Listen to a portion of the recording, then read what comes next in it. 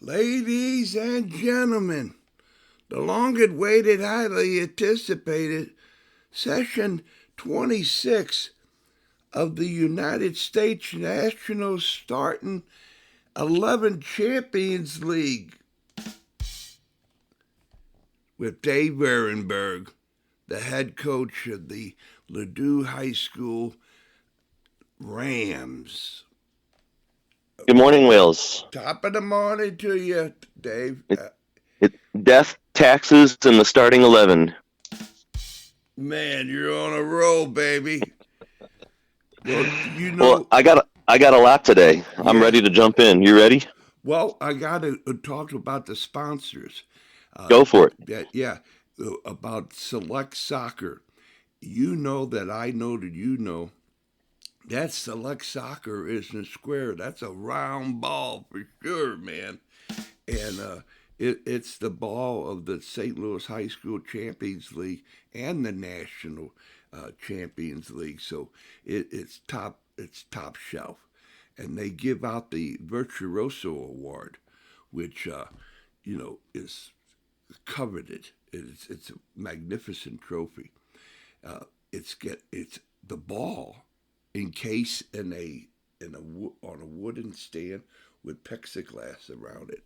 That is like a special made plexiglass. It's for everybody's mantle. And the 12th player award scholarship from Fast Lane. You and I, we don't get a use of the Fast Lane because you got to go across the Missouri River to get to it. But it's the place, Dave, I can tell you. It's Wales certified. And so if you ever get over there, forget about it. Go in, get some gas, get your hot drink, cold drink for you and the kids, okay? Love it. All right, so here we go, ladies and gentlemen. Buckle down because this is one of the finest sessions of the High School Champions League you'll ever hear. Starting 11. There you go. Go, Dave, go. My goodness, you put some pretty high expectations here. But I do have a lot here. So, state just wrapped up over the weekend. Great games, all Class 4 classes for Missouri. And I wanted to go through some of the places where the teams finished, because we have a lot of Champions League representation for that girls' state games. In Class 2, Clayton, who participated in the Champions League, ended up second place. They were the defending champs last year, second place this year. Just a fantastic run from the Clayton team. In Class 3, the Class 3 champions were Fort Zumwalt South. In the Champions League, they were the runners-up. So you get to see that very strong team winning their class. For Fort Zumwalt South, I think this is their 6th trip to the Final Four in a row. So they're on a really impressive run right now. So that they were the Class 3 champs. And then in Class 4, we had Parkway West, who ended up getting 3rd place. Parkway West was another participant in this year's Champions League. Had a fantastic team, great run. This was their first time getting to the Final Four, and they did very well. And then we have to talk about the winners. The winners were Koryezu. Koryezu is now 3-time state champion, 3 times in a row. They went and won the double, which means they won the Champions League this year. And then they turn around and they win state. And so I did a little bit of research here. We've had 4 Champions League winners now in St. Louis. 3 out of 4 of them have now done the double, where they've won the Champions League and then they've won state. So Koryezu has done it both years. Last year they won Champions League and state. This year they won Champions League and state. On the boys' side, SLU did it in the fall, where they won the Champions League and state. So, when you talk about the Champions League, preparing teams for the ultimate goal, I think we have the data already that shows the competition prepares these teams really well for state. And I think that's going to only continue. So as far as a venue that teams want to be in, if your team has aspirations of winning a state championship, it looks like participating in the Champions League should be something that you're looking to do. All right, now, individual players. We got to witness Wales, and I listened to your broadcast of that final game, which was excellent. Great job, by the way. Wow. We're witnessing greatness, and we got to witness greatness in this final game. I'm going to give an ode to Matty DiMaria, if you'd allow me. Have you heard of this player before? Oh, boy. From the first moment. I mean, Wales, I actually, before I'm saying any of these words, I talked to many coaches around the area because I just wanted to make sure that I wasn't a prisoner of the moment. You know, a lot of times you get caught up in, we're watching now and we just think everything now is the best. And so I just made sure that I wasn't going to be saying hyperbole stuff here. I think Maddie DiMaria is the greatest female high school soccer player of all time in the St. Louis area. Without a doubt. That's Wales certified, baby. And I mean, it sounds crazy to say that with the amount of players that we've had come through St. Louis. Woo! But let me go through Maddie DiMaria's list of accomplishments, and you're going to say, like, holy cow. So Maddie DiMaria plays for Coriezu. She's a junior. It was certified after the game that this was her last year because her senior year, she's going to be going early. She's graduating early from Coriezu, and she's going to be going to UNC. So there will not be a senior season in far as high school for Maddie DiMaria. So in 3 seasons at Coriezu, she has already won Gatorade Player of the Year, National Gatorade Player of the Year twice. It hasn't come out yet for this year. It'll come out in about a month, but I would be shocked if she wasn't the National Player of the Year this year. Like, how would they not pick her this year after what she's done? So she's probably going to be a 3-time National Gatorade Player of the Year.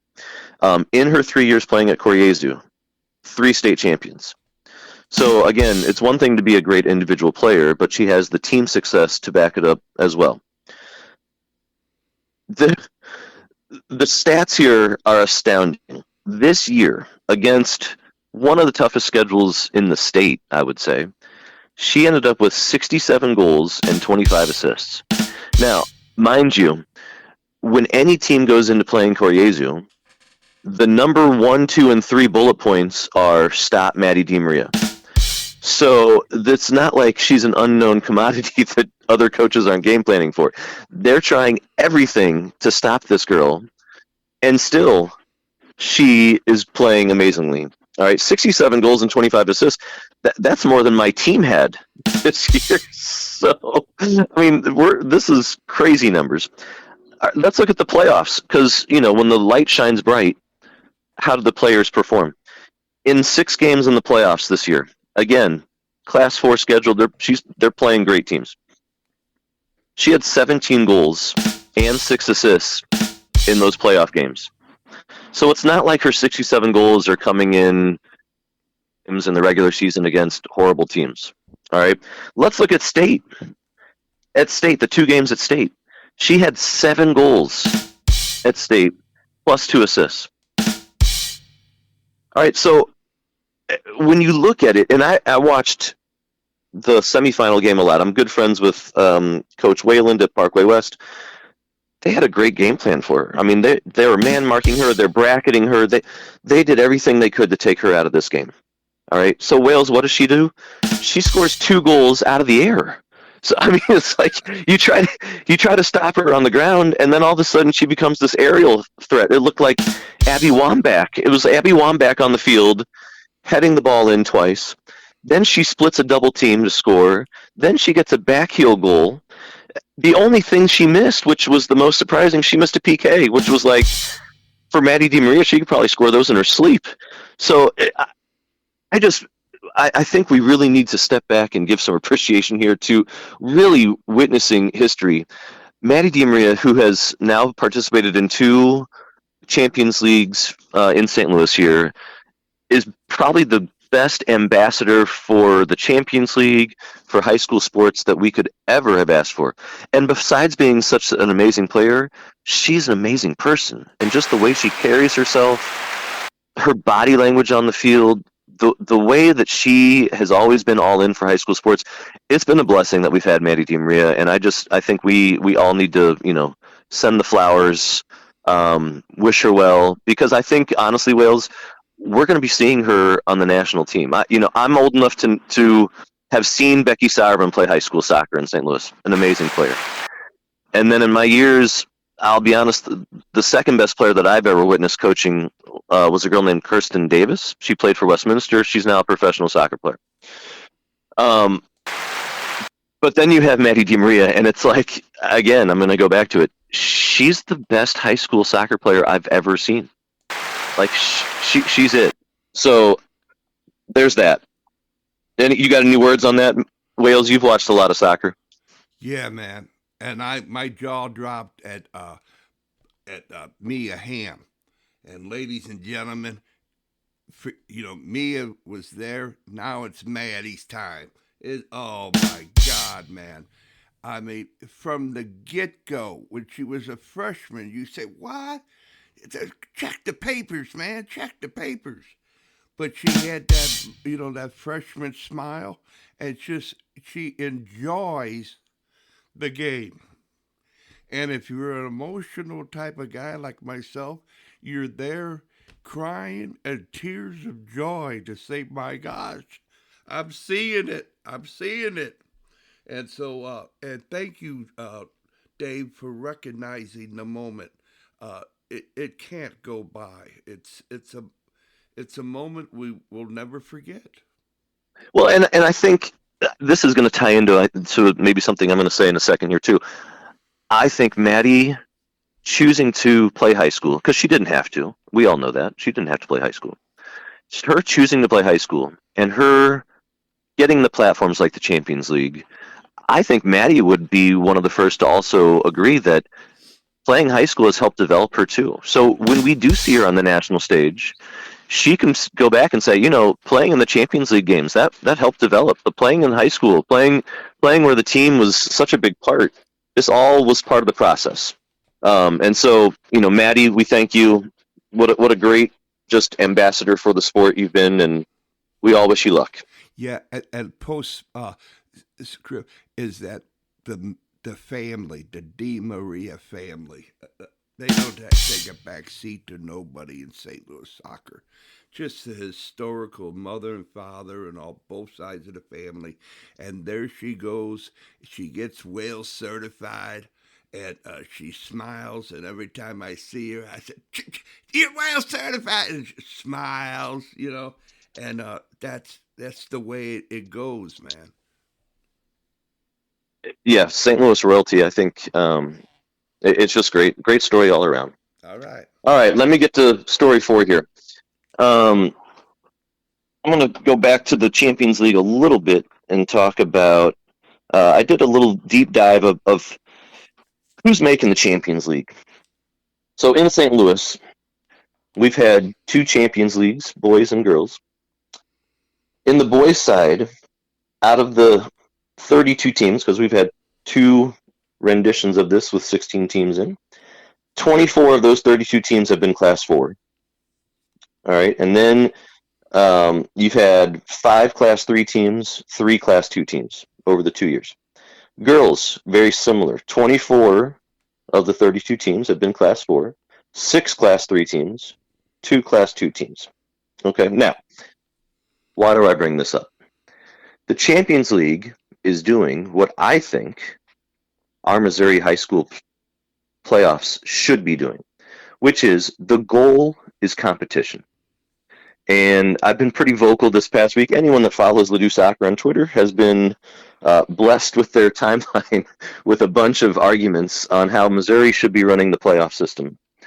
And I think the Champions League has become a shining star. It is an example of what should be happening in high school sports, because in the Champions League, we don't care how big of a school you are. We just want to see that your school is competing at the highest level. And all of these schools that I mentioned, some are class 3, some are class 2, they're all competing at the highest level, which in turn, because I go back to my original story, it's helping them see success in the state playoffs.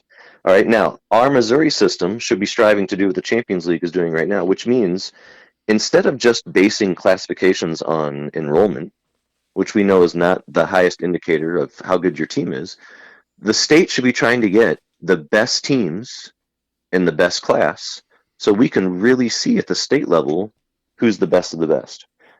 I would argue that our Champions League crowned the champion the right way. You saw Fort Zumwalt South playing Koryezu in the championship.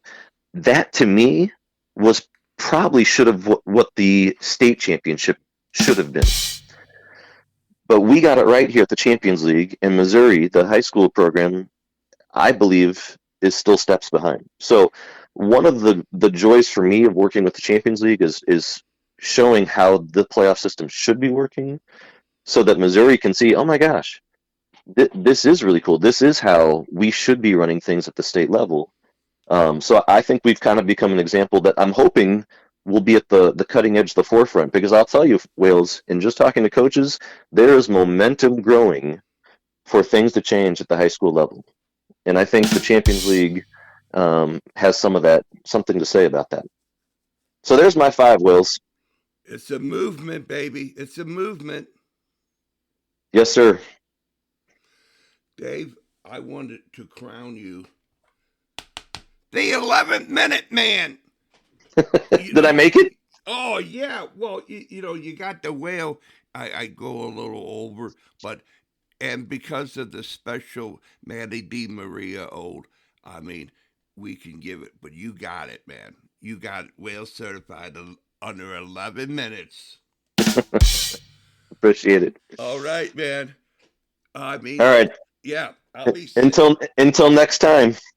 right on. This is the St. Louis National United States High School Champions League starting 11 with Dave Aronberg and the Whales. Good day. All right. Have a good one. All right.